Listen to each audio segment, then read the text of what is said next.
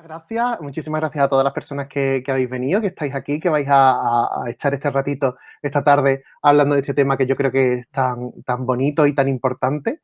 Quiero darle las gracias, por supuestísimo, a Eva y a Alejandra y a la Institución de Juventud de Cantabria por darme esta oportunidad. Para mí es un honor poder hablar de algo que me interesa tanto y llegar a personas que vivimos tan lejos.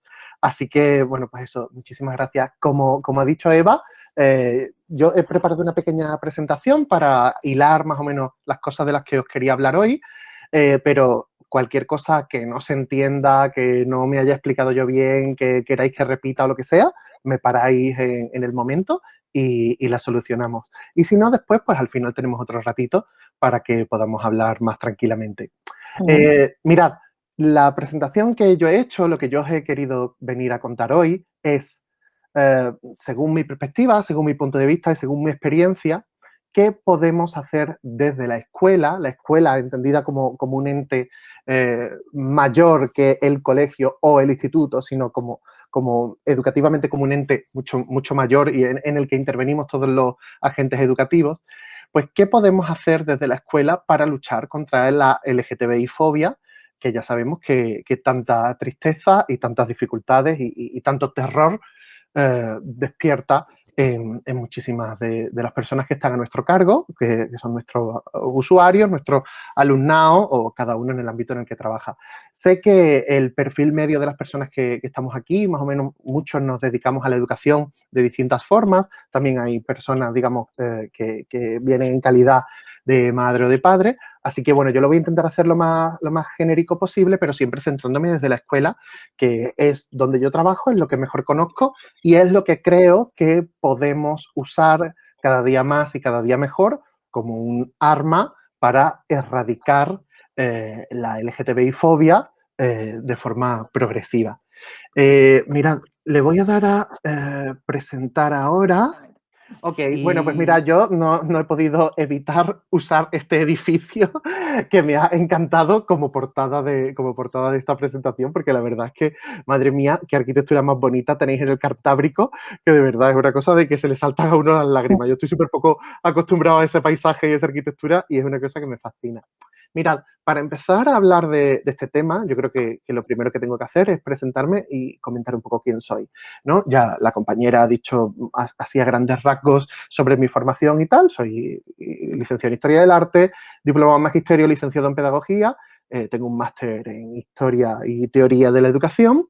Y con respecto a mi experiencia docente, bueno, pues he trabajado dentro, digamos, del gremio, he trabajado de cosas distintas, ¿no? He trabajado de mediador intercultural, he trabajado de profesor en la Facultad de Ciencias de la Educación de aquí de la Universidad de Málaga, he trabajado como orientador educativo y lo que más tiempo llevo haciendo es trabajar como profesor de secundaria. Este es mi séptimo curso y bueno, pues a lo largo de esta trayectoria que yo tengo, eh, igual a lo mejor algunas veces os suena haberme visto en los medios, porque de repente yo soy muy activo en redes sociales, que lo de decir muy activo en redes sociales es la nueva forma para decir, para suavizar lo de yo tengo una pequeña adicción a las redes sociales.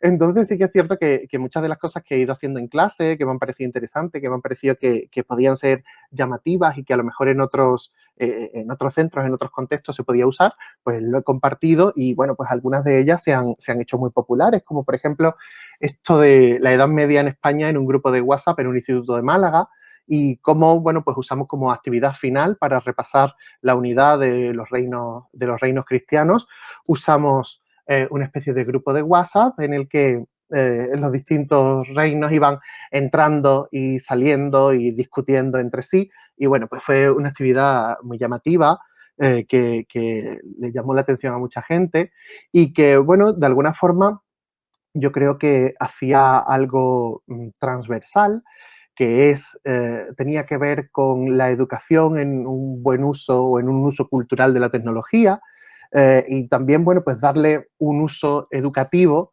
a herramientas que tenemos todos en el bolsillo, ¿no? Y también me pareció una actividad muy motivadora y una actividad que, con la tontería del grupo de WhatsApp y de usar una herramienta que forma parte tanto del día a día de nuestro alumnado y de nosotros mismos, pues me pareció una forma curiosa de cerrar este tema que es realmente arduo. Y con la tontería, entre comillas, de esta discusión, pues la verdad es que ha sido de los años en los que mejor se ha comprendido este tema. Después, otras cosas que he hecho, pues, por ejemplo, aquí tenemos un concurso de arte prehistórico en el que solo se podían usar, pues, elementos encontrados en la naturaleza o elementos reciclados. Y ya veis aquí, pues, bueno, pues desde esta Venus de Willendorf de arcilla hasta este Stonehenge con tetrabrick, hasta, bueno, pues todas estas cosas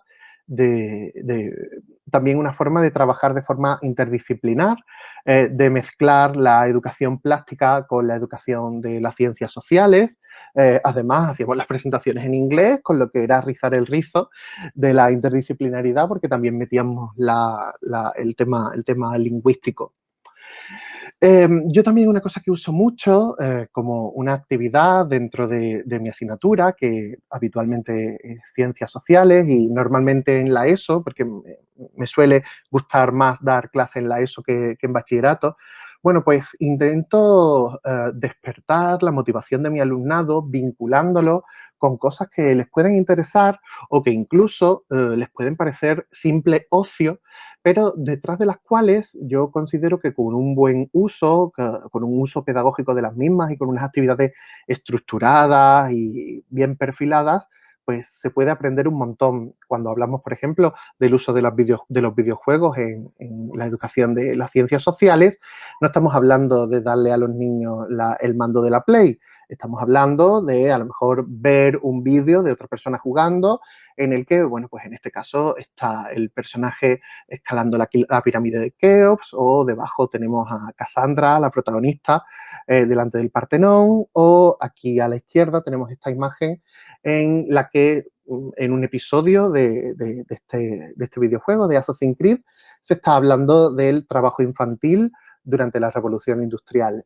Son cosas que los niños y las niñas, si están jugando solos en su casa, pues a lo mejor no le dan ningún valor educativo, pero que en el momento en el que tú haces actividades con ellos, en los que puedes usar cosas que ellos consideran hobbies y las puedes convertir en algo interesante, pedagógico y que además les motive, pues es una cosa que a mí me funciona fenomenal y que yo creo que, vamos, o sea, todos los años intento llevarlo a cabo de alguna forma y ampliar esto porque es de las cosas que mejor me funciona, porque ya sabemos todos que la motivación es un motor fundamental a la hora de educar.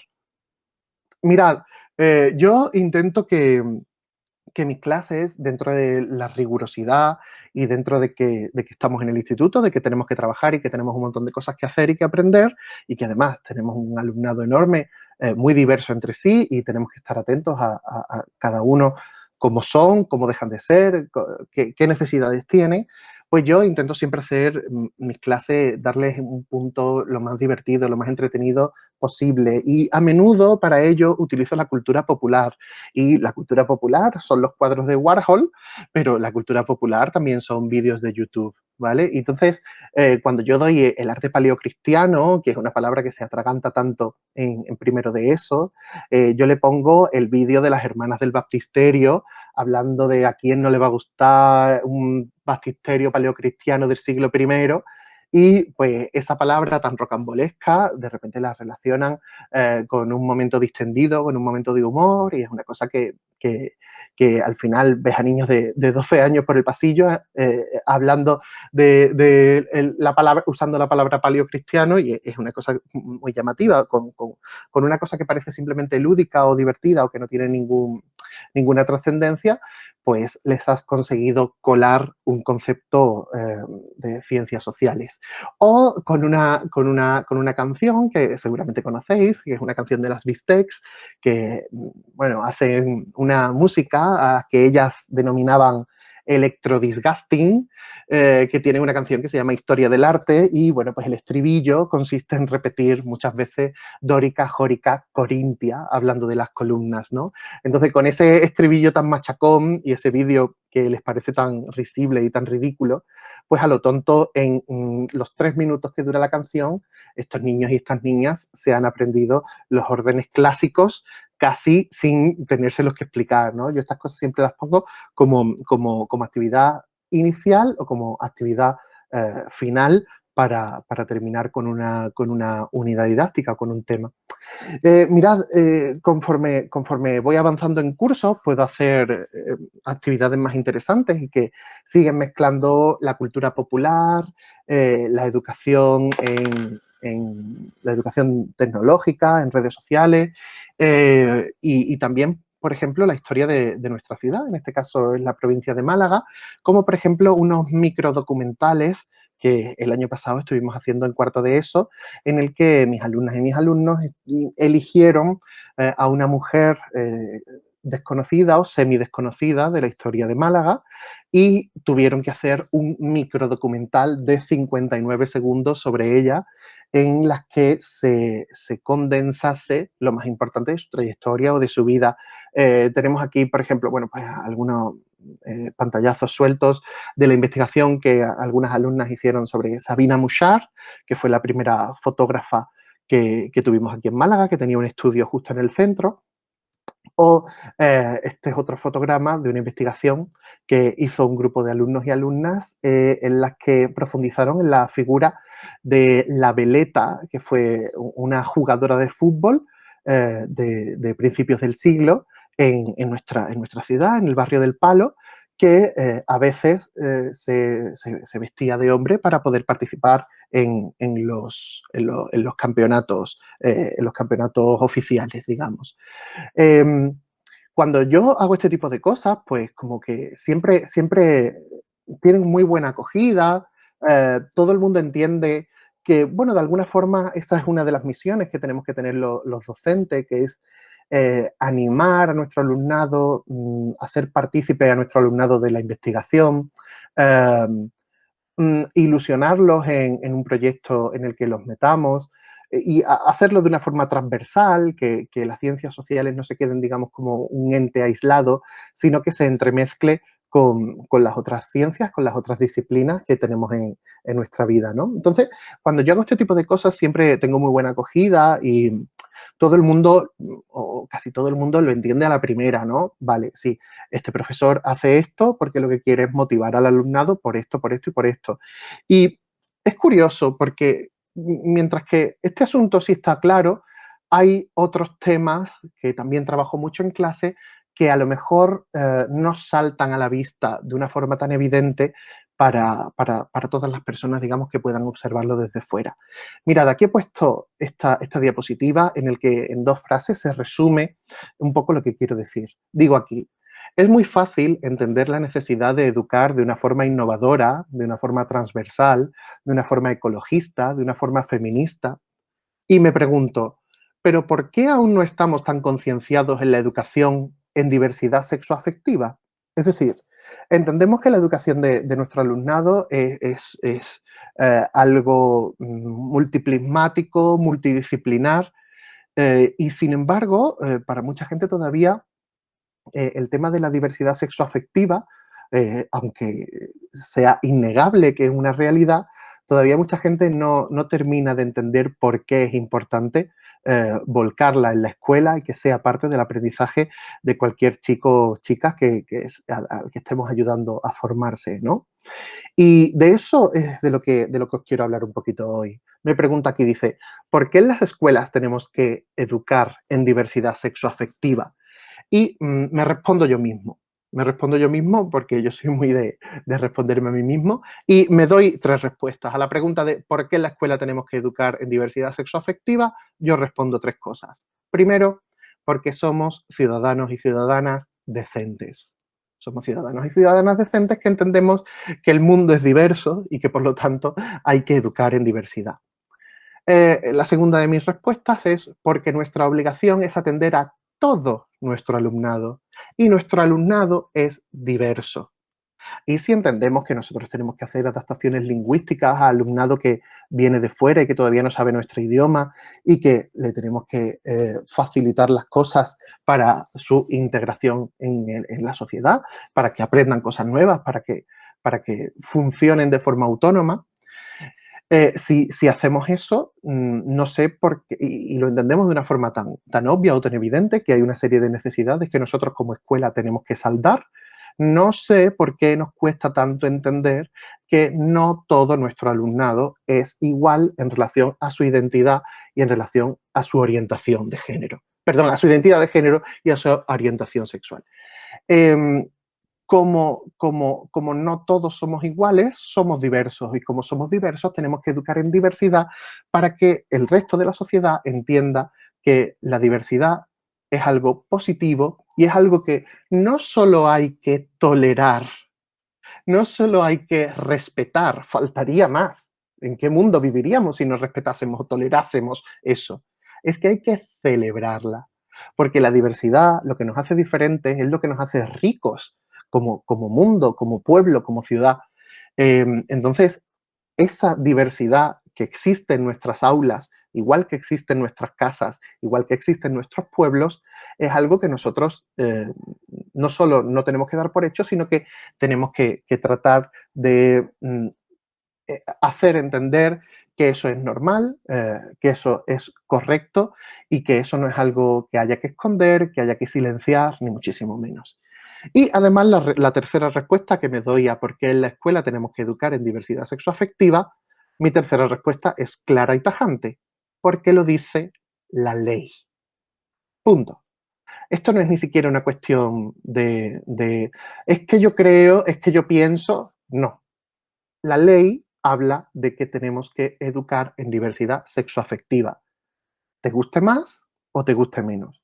Incluso no gustándote nada es tu obligación. Los agentes educativos tenemos que seguir la normativa vigente y en la ley se habla de la necesidad de educar en diversidad afectivo-sexual.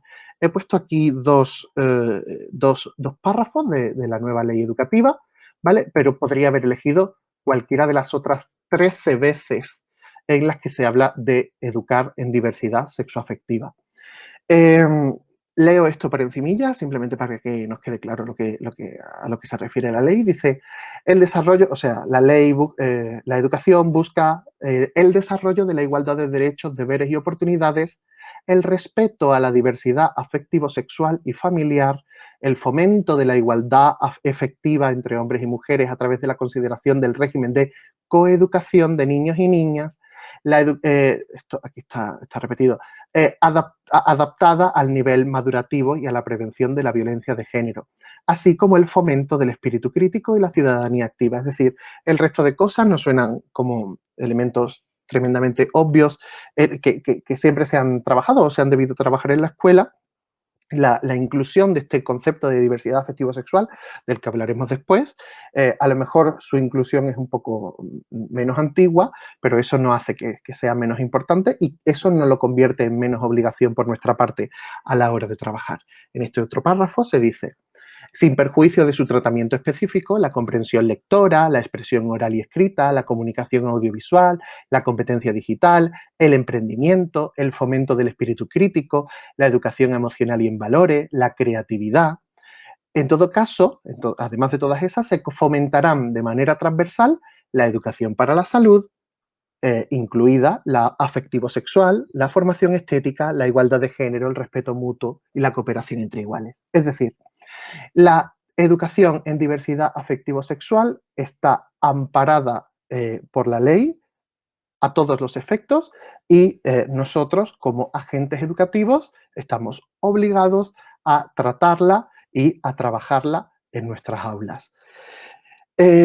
Ahora después vamos a hablar de cómo podemos trabajar este asunto en las aulas y os voy a dar un montón de ideas de cosas que yo he hecho, que a lo mejor algunas las podéis adaptar a vuestro centro, sea el tipo que sea de centro. Aquí, a modo de conclusión de lo que hemos estado comentando con respecto a la ley, digo una frase que para mí es muy poderosa y dice, educar en diversidad es una obligación del profesorado y un derecho del alumnado. Es decir, es que es algo que tiene que ser. Tiene que ser porque lo dice la ley. Tiene que ser porque es nuestra obligación Y tiene que ser porque el alumnado tiene derecho, como así dice la legislación, de que se le eduque en diversidad afectivo-sexual. Porque, repito, aunque haya gente que los vea como una masa informe, el alumnado está compuesto por personas y cada persona es diferente y todas las personas merecen que se le eduque a sí mismo en entender que como es ella o él es perfectamente válido y es algo digno de celebrar, y que se eduque también a las personas de su entorno para que no solo le respeten, no solo le toleren, como se suele decir, sino que entiendan que el hecho de que en un grupo de personas todos seamos de forma, cada uno sea como sea, es algo positivo para todos. Em, Como digo, a la hora de educar en diversidad, lo que considero que le tenemos que transmitir a nuestro alumnado es el concepto no estás solo, no estás sola. Eso es trascendental. Eso es trascendental en un momento que es la adolescencia, que es lo que yo más he trabajado y el alumnado con el que suelo trabajar ahora, es un momento en la adolescencia en la que se están empezando a descubrir, en la que están empezando a entender quiénes son, incluso empezando a ponerse un nombre. Eh, y es esencial que entiendan que lo que les está pasando a ellos y a ellas nos ha pasado a muchos de nosotros antes, le seguirá pasando a millones de personas después, porque es parte de la naturaleza, porque somos X porcentaje de la humanidad y porque es una realidad biológica. Eh, el hecho de transmitir no estás solo se puede hacer de muchas maneras, se puede hacer, por ejemplo, los docentes o los trabajadores educativos que somos LGTBI, en nuestra propia visibilidad tenemos una gran herramienta para transmitir a nuestro alumnado el hecho de, oye, no estás solo. Yo ahora soy un adulto, probablemente pasé por algo parecido por lo que estás pasando tú, eh, todo va a acabar bien, es un proceso que a lo mejor se te hace complicado, pero que tendrá un final feliz, ¿no?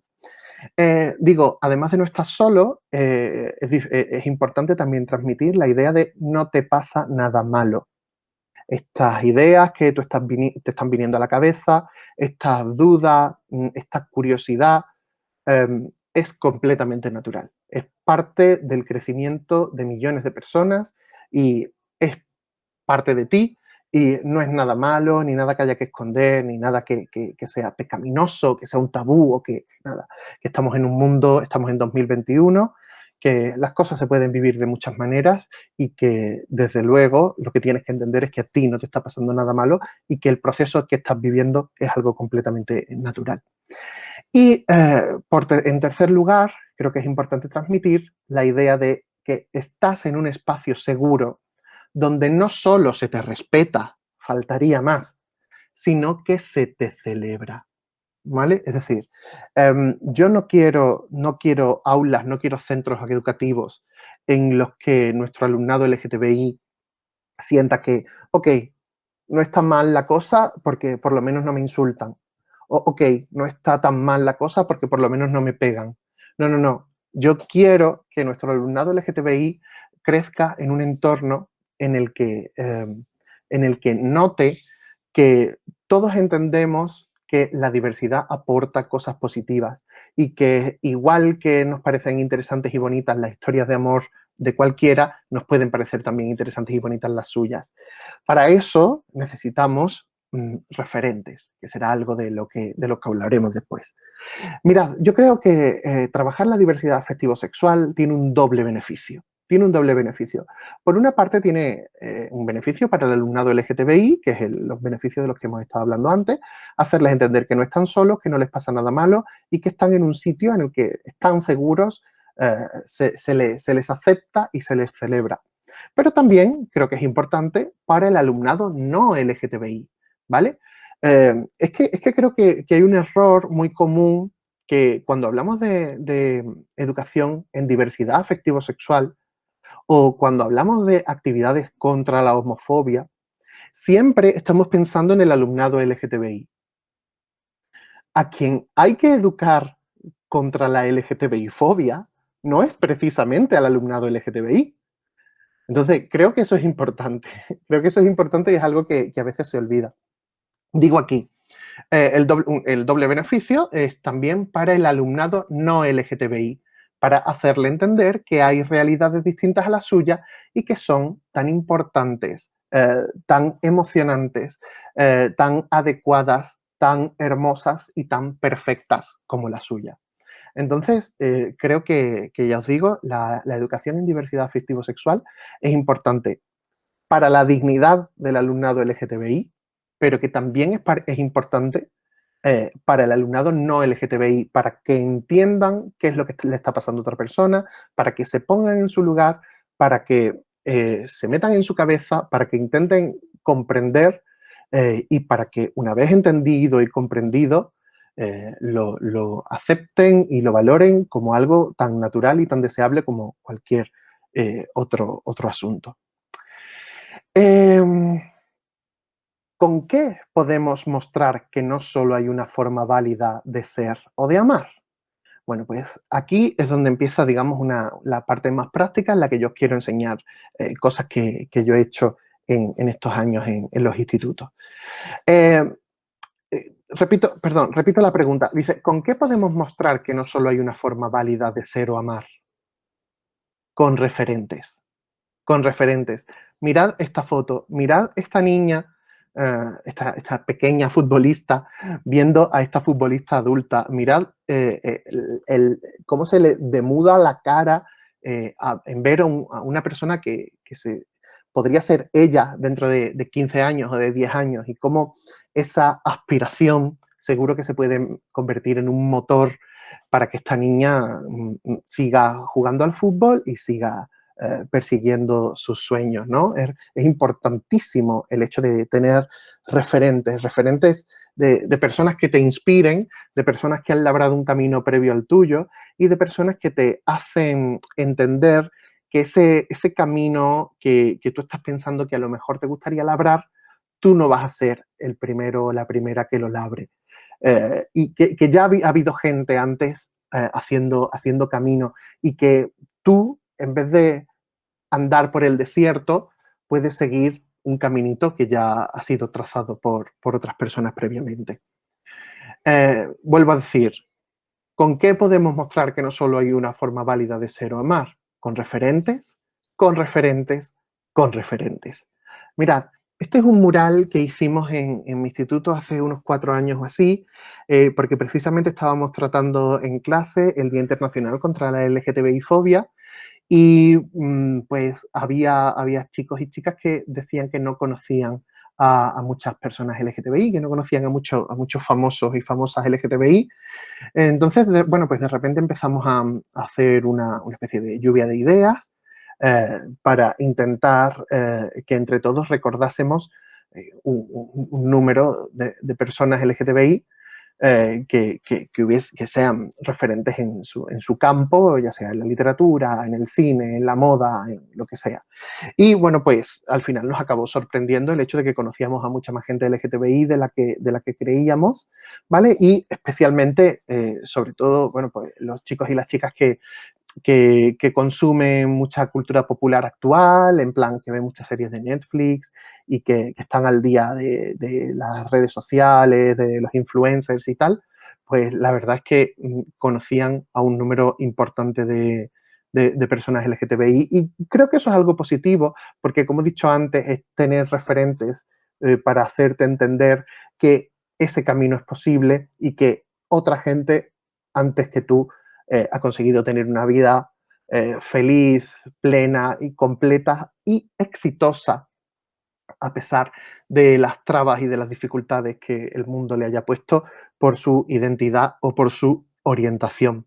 Esto es un mural enorme, creo que no se percibe bien el tamaño, pero la verdad es que fue precioso cuando, bueno, el ancho son 6 cartulinas, para que os hagáis una idea, que somos todos o casi todos docentes, así que yo mido muchas veces las cosas en cartulinas, en no sé qué.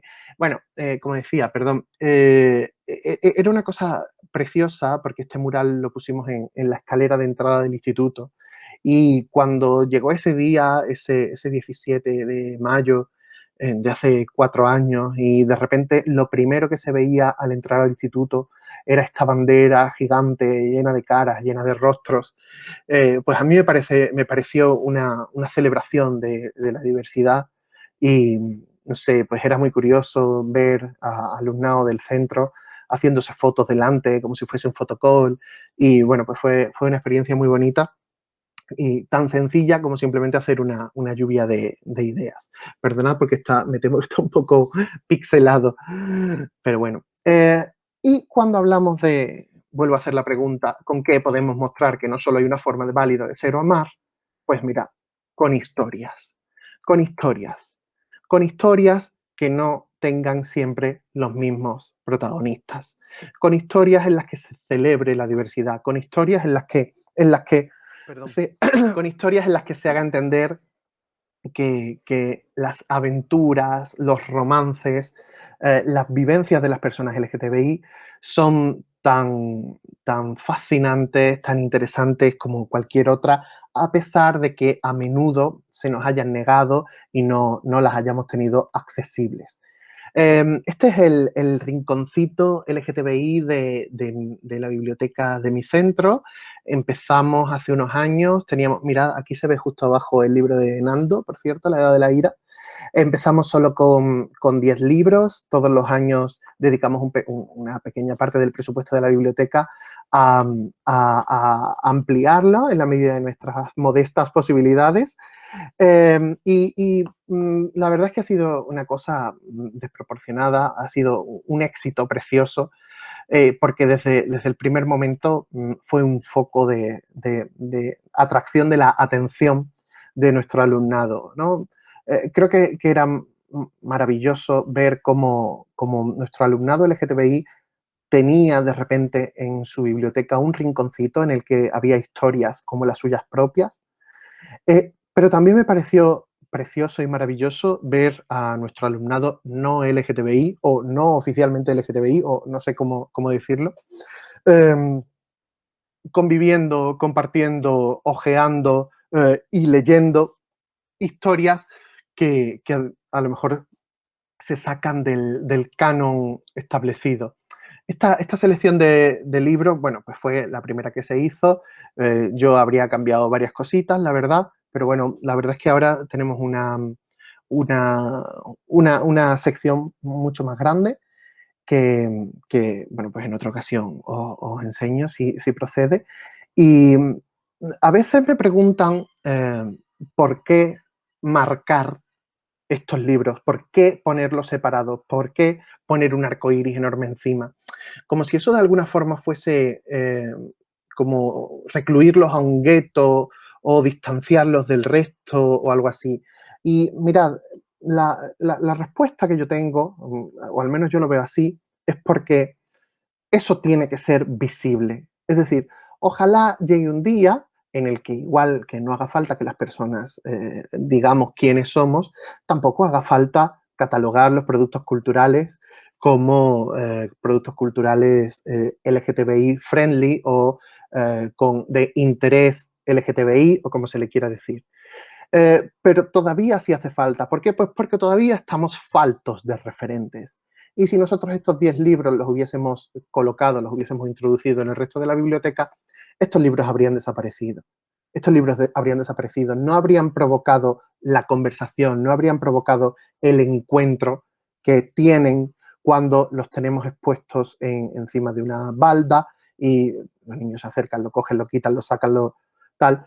Y no habría provocado todo eso. De momento, tenemos que seguir siendo visibles hasta que ya no haga falta. Ojalá llegue un día en el que no haga falta. Eso significará que ya no tenemos dificultades por el hecho de ser quienes somos.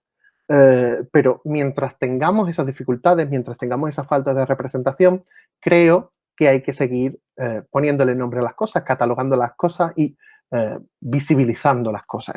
Esto es solo mi opinión, pero bueno, quería explicar cuál era el motivo. Cuando hablamos de referentes, creo que también es importante preguntarse qué herramientas tenemos en nuestra mano para educar en diversidad afectivo-sexual. Y este es un tema complejo y os cuento por qué. con respecto a las herramientas que tenemos para educar en diversidad afectivo-sexual, bueno, una de ellas podrían ser los libros de texto. Como veis aquí, con esta planta rodadora, no es la mejor de las opciones. ¿Por qué?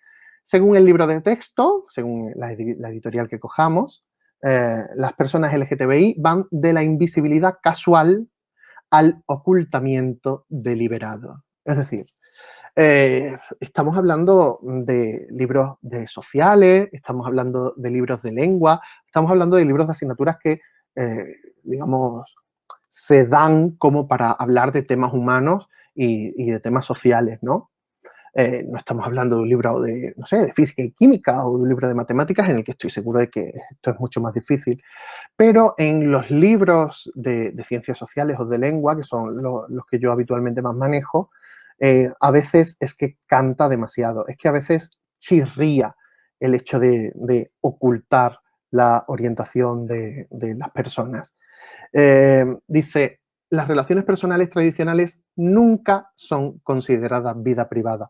Mirad, esto es un tema que a mí me parece pasmoso. Es que cuando hablamos de un montón de hombres y mujeres de la historia, y sabemos el nombre de su pareja oficial, sabemos el nombre de sus amantes y sabemos un montón de datos de su vida personal. Sin embargo, muy a menudo, cuando mostramos interés por la vida personal de una persona LGTBI, de nuestro pasado, la respuesta más habitual es como, eso es vida privada. Eso es vida privada y eso, bueno, eso pertenece a esta persona, nosotros no somos quienes para valorarlo, no, es que esto es clase de historia, aquí no se habla de chismes, bueno, no se habla de chismes de esta persona en concreto, pero de los otros 10 personajes de los que hemos hablado en este tema, sí sabemos un montón de datos biográficos. ¿Por qué? ¿Por qué?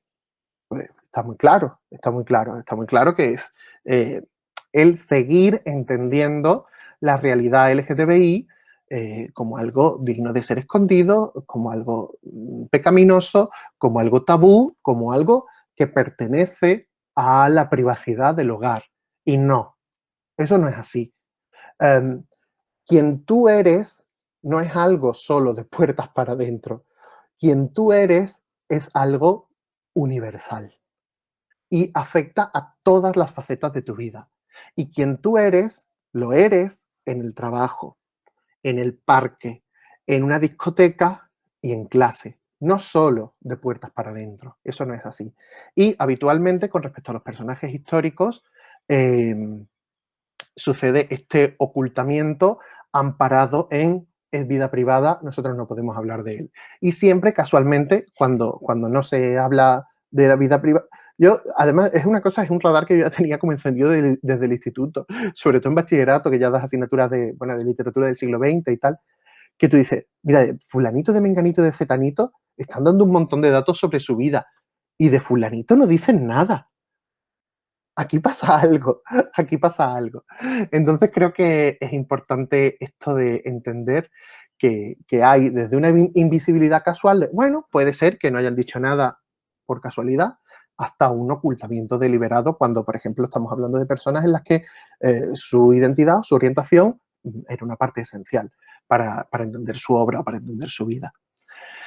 Y ahora aquí me pregunto, para cerrar este apartado de los libros de texto, ¿por qué de las familias y los romances de algunos de los personajes se dan tantos detalles y de otros tan pocos? Pues mi respuesta está clara y es ceñirnos a una tradición LGTBI fóbica de entender que lo que se sale de la norma cis-hetero es algo que hay que ocultar o que mantener dentro de la intimidad del hogar. Eh, Mira, también creo que una herramienta muy poderosa que tenemos para visibilizar la diversidad sexoafectiva en la adolescencia. Perdona, decía que otra herramienta que tenemos muy importante a la hora de un poder enorme para tratar la diversidad sexoafectiva son los libros de lectura. No me refiero a los libros de texto que sirven para estudiar una asignatura, sino los libros de lectura que en un instituto pues afortunadamente se usan en muchos aspectos, ¿no? Se usan en algunas asignaturas, se usan como elemento de ocio en momentos concretos, en fin, entonces el hecho de que nuestros adolescentes, nuestros niños, tengan a mano eh, libros en los que se cuenten historias como la suya propia es esencial. Yo creo que esto enlaza perfectamente con la parte en la que hablaba de la sección LGTBI de nuestra biblioteca. Como digo, esto es una imagen, son libros americanos o ingleses, es simplemente decorativa, pero nosotros en nuestro país, en español, tenemos ya una cantidad gigantesca de libros que visibilizan historias de chicos gays, de chicas lesbianas, de personas trans, de gente bi, y, y creo que tenemos que saber sobre ello para comprar o conseguir esos libros y hacérselos llegar a nuestro alumnado, porque si al final los libros que tienen son siempre los mismos, pues al final es difícil que accedan a esto, porque muchos no se van a enterar de que existan hasta que no empiecen a buscar por su cuenta, hasta Dios sabe qué edad. Y es muy curioso porque en, en las bibliotecas escolares yo creo que se entiende bien que los libros que tienen que estar allí no tienen por qué ser libros pedagógicos o libros que enseñen cosas, sino que es simplemente literatura de todo tipo, entendida como un elemento cultural de diversión y de entretenimiento, ¿no? Pero es muy curioso porque yo todavía no he estado en una biblioteca escolar en la que falten libros del tipo a 3 metros sobre el cielo, que ya sabemos que no transmiten los valores más positivos que nos gustaría transmitir en el instituto. Y sin embargo, sí he estado en muchas bibliotecas escolares en las que literalmente no he encontrado ningún libro que no cuente una historia que no esté protagonizada por personas cis y personas hetero. Entonces, creo que es algo sobre lo que tenemos que hacer muchísima pedagogía. Es algo que yo en redes insisto muchísimo. Mirad, es un tema, no sé, a ver cómo explico. Uno no puede abanderar todas las luchas. Uno no puede abanderar todas las luchas. Todas no las puede abanderar porque es imposible. Pero creo que cada uno podemos elegir la nuestra propia.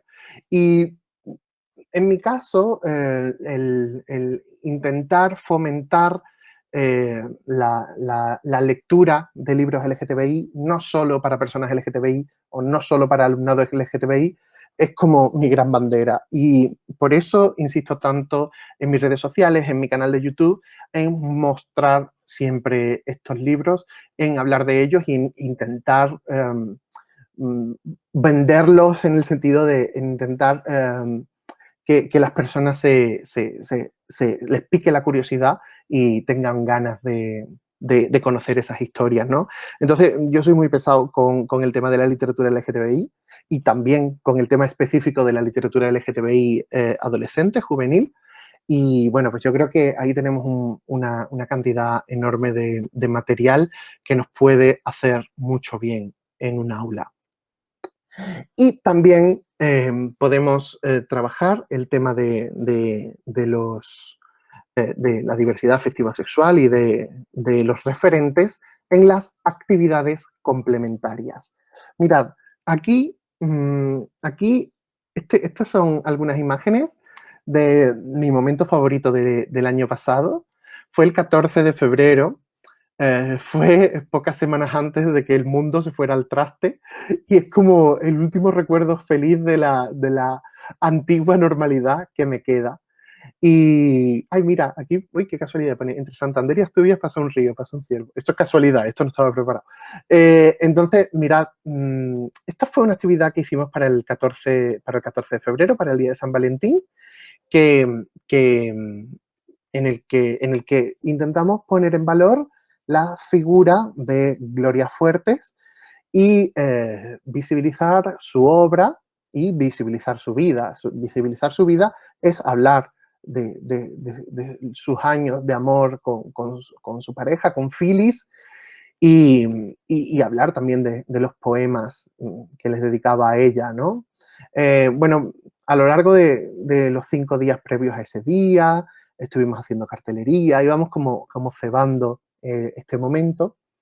Y ese día de San Valentín, en el recreo, repartimos poemitas de amor recortados de Gloria, poemas de amor de dos animalillos, de dos objetos, de dos personas, pero todo, ya sabéis, con este punto tan divertido, tan naif que tenía Gloria. Y a los niños y a las niñas, con esta tontería que si eran cosas como infantiles, que si rimaban, que si no rimaban, que si decían algunas palabrotas, que si tal, pues la verdad es que les hizo muchísima gracia. Los poníamos con un corazón de distintos colores, algunos se lo pegaron a sí mismos, otros se lo regalaron a la persona que les gustaba. Y mira, pues fue una actividad muy simple en la que gastamos literalmente 5 cartulinas y 20 folios y creo que puso en la mente de los 1000 alumnos que hay en mi instituto, puso el quién es la figura de Gloria Fuertes y puso en nuestro imaginario colectivo escolar a una figura de una poeta lesbiana, española, trascendental en la cultura de la segunda mitad del siglo XX en nuestro país. Y a mí la verdad es que, no sé, creo que con actividades como esta, es como se visibiliza a la gente que nos ha precedido y a la gente que nos ha abierto camino. Y de alguna forma es un acto cultural, pero es un cariñoso homenaje y creo que tuvo muy buen resultado. Mirad, también tenemos a nuestra disposición como elemento para luchar por la visibilidad o para fomentar la diversidad afectivo-sexual, los documentales, y muchos de ellos los tenemos con acceso gratuito. Eh, mm, yo os recomiendo, por ejemplo, esta fotografía es mía, lo sé porque reconozco mi bolso ahí. Es de hace un par de años y estábamos viendo esta serie, bueno, vimos solo el primer capítulo, claro, esta serie de documental de RTVE que se llama Nosotros Somos, con X en Somos y en Nosotros. eh, y bueno, cuenta la historia del colectivo LGTBI en nuestro país. Creo que es una herramienta de memoria imprescindible y creo que es importante que nuestro alumnado sepa eh, qué es lo que ha pasado antes que ellos. Y igual que lo saben con respecto a literatura, a arte, a ciencia, también es importante que sepan cómo se han conseguido los derechos LGTBI de los que ellos deberían poder disfrutar ahora. También tenemos, por supuesto, las efemérides, ¿no? Como el día 19 de febrero se celebra el Día Internacional de la lucha contra la homofobia, la LGTBI-fobia en el deporte, es un nombre muy largo, algo así, pero es un día de lucha contra la LGTBI-fobia en el deporte. Y bueno, pues se organizó un partido con este lema, se leyó un pequeño texto en referencia a ello, etcétera, etcétera. Y mira, también es importante que nosotros fomentemos el conocimiento de la propia historia del colectivo, ¿no?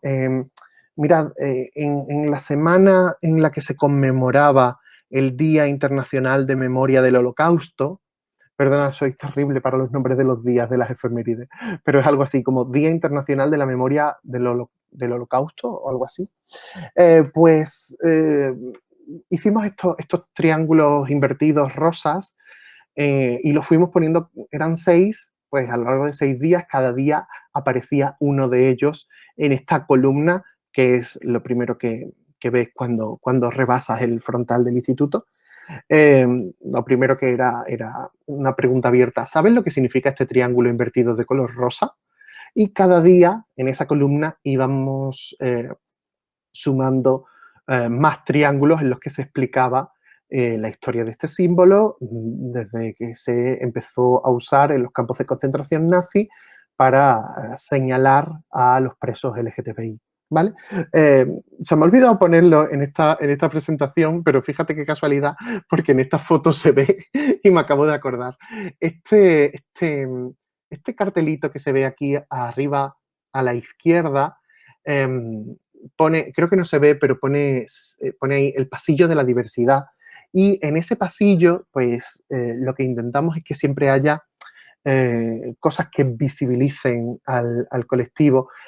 Hicimos, por ejemplo, bueno, nos trajeron una pequeña exposición fotográfica sobre la homosexualidad en la naturaleza. En otras ocasiones hicimos fotos de los propios miembros del instituto, tanto alumnado como profesorado como dirección, en los que lo quisimos hacer, pues era un retrato sonriente, divertido, y teníamos delante un cartel en el que ponía soy LGTBI. Y es decir, en ese pasillo pues siempre lo intentamos dedicar a cosas relativas al colectivo, igual que tenemos otro dedicado específicamente a temas de feminismo, aunque la verdad es que es algo a lo que dedicamos el instituto entero, pero bueno, intentamos tener como zonas específicamente reservadas para recordar que ahí siempre tenemos que tener algo vigente y algo en marcha. Bueno, estos son algunos de los carteles que hicimos en esta actividad, eh, que fue muy interesante porque muchos de ellos y de ellas no tenían ni idea de lo que significaba esto hasta que lo hicimos. Mira, también creo que es importante que no hablemos del colectivo LGTBI como si fuera un ente abstracto. Creo que es importante que lo vinculemos con nuestro entorno, con nuestra localidad y con nuestra sociedad.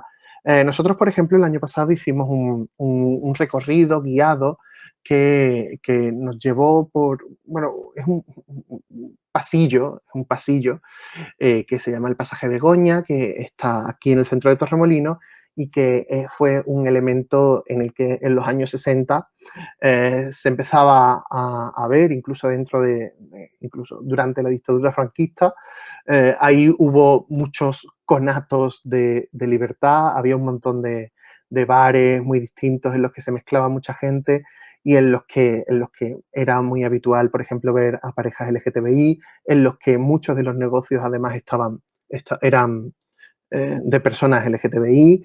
Y bueno, eso desafortunadamente, esa especie de conato de libertad en estos pasillos terminó con una redada en el año 70, si no me equivoco, y después ya eso se ha deteriorado muchísimo.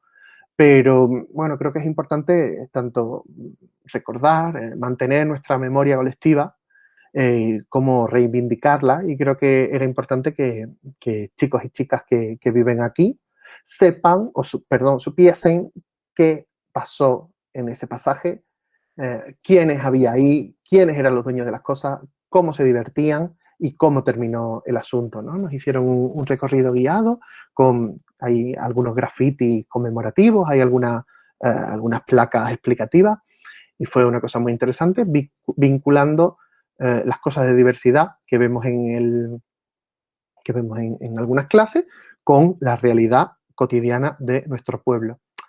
Después, por supuesto, lo podemos vincular con la interdisciplinaridad, podemos conocer a artistas claves que vivieron su sexualidad más o menos abiertamente. A ellos les sorprende mucho porque para muchos de ellos creen que la gente LGTBI nació cuando se consiguió el matrimonio igualitario, ¿no? No es difícil para ellos tener memorias más atrás del principio de los años 2000. Y bueno, eso es curioso, ¿no? Porque lleva a errores y a desconocimiento que, en fin, hay que ir trabajando en ello y hay que irlo subsanando. Y mirad, creo que es importante también la participación, la participación. Es decir, mirad, la educación en diversidad sexoafectiva no puede ser vertical. Tiene que contener elementos de horizontalidad, tiene que tener participación de las propias personas involucradas en el mismo. Mira, del año pasado tuvimos una experiencia preciosa porque desde el primer día de clase creamos un grupo que hicimos una hoja para que se apuntase quien quisiera, de un grupo de voluntariado de coeducación, le llamábamos así, ¿no?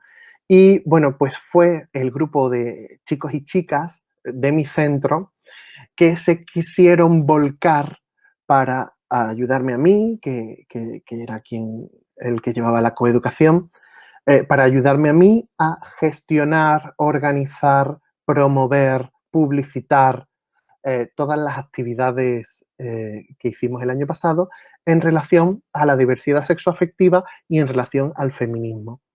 Entonces, bueno, pues teníamos un grupo de aproximadamente unos 15, 17 alumnos y alumnas de entre segundo de ESO y segundo de bachillerato, que nosotros todos nos reuníamos durante todos los recreos de todos los viernes, o sea, en el recreo de todos los viernes, y planificábamos qué íbamos a hacer en las próximas semanas, qué iniciativas se nos ocurrían, qué planes podíamos hacer, qué problemas podíamos solucionar, cómo podíamos. Entonces, creo que fue un ejercicio de participación eh, vertical en el que todos éramos iguales, en el que su voz se escuchaba, en el que sus propuestas se escuchaban, en el que ellos eran no solo manos, sino también cabeza de este proyecto, que yo creo que nos dejó a todos y a todas algunas de las vivencias más bonitas que hemos tenido en el instituto.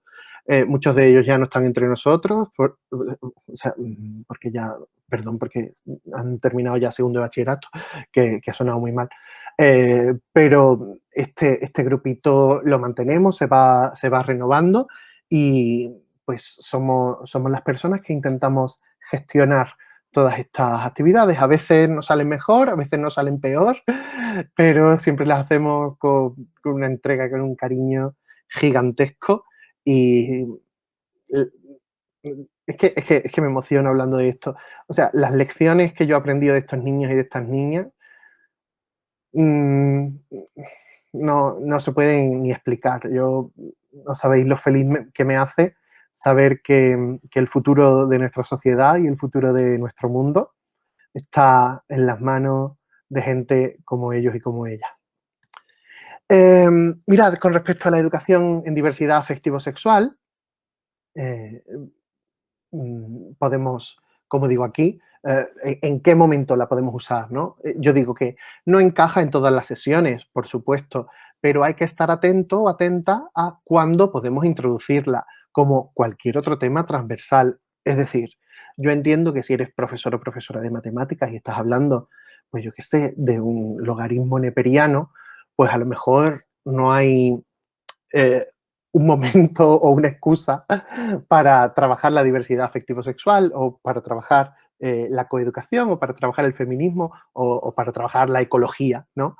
Pero estoy seguro de que en todas las asignaturas, en todas las clases, se dan un montón de ocasiones y tenemos que estar simplemente atentos para descifrarlas, para descubrirlas y para aprovecharlas. A lo mejor ni siquiera se da ese momento durante la sesión, a lo mejor es en el cambio de clase, a lo mejor es en un pasillo, pero hay un montón de momentos en los que podemos aprovechar eh, para no dejar pasar ni medio ataque LGTBI fóbico, no solo en forma de agresión, por Dios, sino en forma de burla, en forma de menosprecio. Nosotros somos los responsables de los adolescentes y de los niños que tenemos a nuestro cargo y nosotros tenemos que velar por ellos y por ellas y no hacernos los suecos jamás de los jamases. Nosotros tenemos que dar la cara siempre por estas personas y una parte del sueldo que ganamos es también por eso, no solo por dar clases del logaritmo neperiano. Si tú solo querías dar clases del logaritmo neperiano, tu sitio era, pues no sé, a lo mejor la educación universitaria, no, tampoco, pero quizá la investigación universitaria. Pero si tú te has comprometido a dar clase, a trabajar con adolescentes y con niños y con niñas, tu obligación trasciende a tu materia. Tú no estás ahí solo para enseñar tu materia, para nada. También podemos trabajar la diversidad afectivo-sexual en lectura guiada en clase. Ya hemos hablado varias veces de la importancia de los libros LGTBI. Podemos hablar también en la resolución de algún problema, ¿no? Es decir, tenemos que usar nuestras herramientas cuando surge algún rifirrafe, cuando surge algún insulto, cuando surge lo que sea, tenemos que aprovechar esa oportunidad, o sea, tenemos que aprovechar ese momento incómodo, ese momento desagradable, como una oportunidad para hacer educación afectivo-sexual. Y también es algo que podemos trabajar muy fácilmente en asignaturas complementarias. Estoy hablando de educación para la ciudadanía, estoy hablando de valores éticos, estoy hablando de cambios sociales y de género. ¿Vale? Mirad, estas son asignaturas en Andalucía. Sé que en cada comunidad se tienen las propias, pero todos y todas sabemos que a lo largo de la semana lectiva hay horas en las que en las que se tratan asignaturas más de índole social y las asignaturas en las que se tratan temas de índole social es el momento perfecto para hablar de esto. Y casi para terminar me pregunto, ¿qué problemas podemos encontrarnos al trabajar contenido LGTBI? Pues mirad, los problemas que nos podemos encontrar es que el contenido sea adecuado a la edad del alumnado, como con cualquier otro tema. Cualquier cosa que tú quieras tratar, tienes que asegurarte de que está adecuada y que es correcta para la edad de los chicos y las chicas que tú tienes enfrente, con esto y con todo. También podemos encontrarnos con una actitud negativa por parte del alumnado. Pues sí, por supuesto, a veces te vas a encontrar con grupos más reticentes. Tú lo que tienes es que explicar que esa es parte de tu obligación, que esa es parte de tu trabajo, que además lo haces con convencimiento y porque crees en ello, y para eso están tus herramientas pedagógicas, no solo para hablar de tu asignatura, como he dicho antes, sino para hablar de todos los temas que engloban la labor docente. Y después también, en ocasiones, se puede encontrar oposición por parte de padres o madres o por parte de la dirección. Y esto se soluciona muy fácilmente, que es con la ley en la mano. Con la ley en la mano, con cualquiera de los 13 artículos de los que yo os hablé antes, le podéis demostrar a quien haga falta que esa actividad, eso que tú estás haciendo, no es un capricho personal, sino que es una obligación tuya y un derecho del alumnado. Y que eso va mucho más allá de la opinión que sobre ese tema tengan los padres. Si los padres y las madres no pueden opinar sobre la necesidad o no de que los niños y las niñas hagan raíces cuadradas, tampoco se pueden meter en su gusto o no de que los niños y las niñas sean educados en feminismo, en ecología y también en diversidad afectivo-sexual.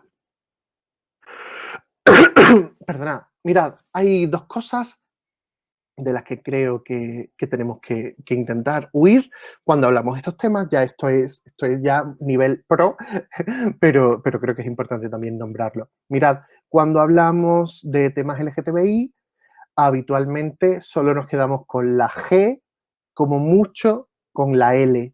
Y habitualmente solo hablamos de personajes, de historias, de asuntos relativos a varones cis gays.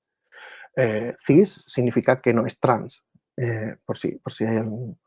entonces, creo que es importante que que huyamos de centrarnos solo en los hombres gays y que abramos todo el abanico de las siglas LGTBI. Y también podemos encontrar el problema, valga la redundancia, de la problematización. Mirad, a veces a mi alumnado se me ha quejado de que solo se habla del colectivo LGTBI para hablar de homofobia, para hablar de salidas del armario, para hablar de marginación, para hablar de sufrimiento, ¿vale? Y las personas LGTBI tienen una vida multiprismática y llena de matices y llena de cosas que exceden lo problemático y por lo tanto tenemos que tratarlo todo, no solo lo que de lo LGTBI se convierte en un problema. Entonces, bueno, pues creo que eso es muy importante. Por ejemplo, cuando, si viene alguien de fuera a dar una charla sobre educación sexual, creo que es importante que no se ciña solo a las relaciones heterosexuales, porque una parte del alumnado que tiene delante nunca las va a tener, ¿sabes? Entonces, creo que es importante que no se ciñan las cosas solo a un modelo tradicional en un sentido heterocéntrico. Y mirad, ya para terminar, solo quería decir un par de cosas que digo. Las personas LGTBI no somos el otro, somos una parte tan esencial de la sociedad como cualquiera. Nuestra realidad no solo merece ser mostrada, es que tiene que serlo. Solo así caminaremos hacia un mundo en el que la diferencia pueda dejar de ser visibilizada porque ya no suponga un hándicap. Es decir, un mundo en el que no tengamos que reseñar tanto este tema porque este tema ya no suponga una dificultad para algunos y algunas de nosotros. Y simplemente a la hora de despedirme y sin querer que parezca que me estoy haciendo autobombo ni nada de eso, es que encaja a la perfección con el tema que estamos tratando, ¿vale? Pues os dejo aquí varios recursos míos personales. Dios mío, ahora me está dando vergüenza ver mi cara 3 veces en la misma diapositiva, me parece un acto de egolatría terrible. Os dejo material que a lo mejor os puede servir para ampliar esta información. Aquí abajo tenéis mi página web, que es juanitolibritos.com. Aquí arriba me veis muy floreado. Esta es la portada de un vídeo de mi canal de YouTube en el que se llama Biblioteca Escolar LGTBI y en él hago, me parece que son 15 recomendaciones de libros juveniles con protagonistas LGTBI que pueden ser muy buena idea para tenerlos en la biblioteca escolar, quienes nos dediquemos a esto, o para tenerlos en la biblioteca del barrio, quienes se dediquen a eso, o para regalarlos a los sobrinos, a los primos, a los hijos o a quien sea, para quien no tenga una labor, digamos, en este sentido, educativa, en lo formal. Y esta es la portada de mi libro, se llama Mariquita, una historia autobiográfica sobre la homofobia, en la que cuento muchos de los temas de los que hemos hablado hoy, por ejemplo, el tema de los referentes, el tema de la soledad, el tema de la problematización, los cuento desde mi propia perspectiva personal. Es un libro ilustrado, un cómic, una novela gráfica, como queramos decirlo, en el que yo cuento mi historia usando como hilo conductor la homofobia que yo he sentido, que yo he padecido, que yo he visto en mi entorno y cómo he sobrevivido a eso, cómo me he sobrepuesto a eso, y cómo he hecho de mi capa un sayo y he utilizado o he intentado utilizar lo poquito que sé para que en las medidas de mis posibilidades la vida de los chicos y chicas LGTBI con los que me cruzo en la escuela no sea tan complicada como fue la de muchos de los niños y de las niñas que nacimos en los 80, en los 70 y para atrás. Y nada más, estas son las cosas que yo os quería contar.